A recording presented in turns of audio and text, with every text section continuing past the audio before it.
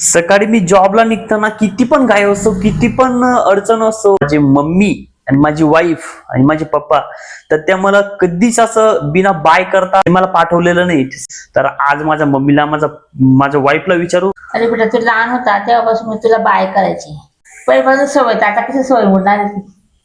राणी तुला काय वाटतं आता आता आपलं आताच लग्न झालंय तर आता तू पण मम्मी सारखेच म्हणजे मम्मीची सवय पडली तर खूप चांगली सवय आहे म्हणजे.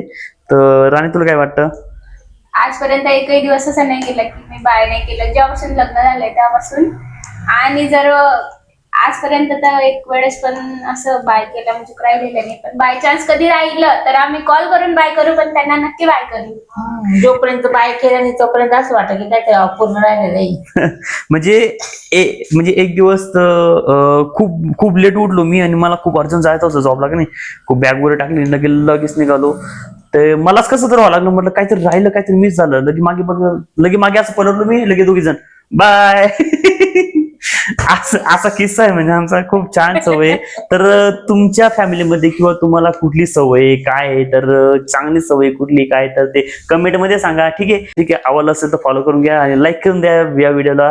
तर सगळ्यांनी करा आता बाय. बाय.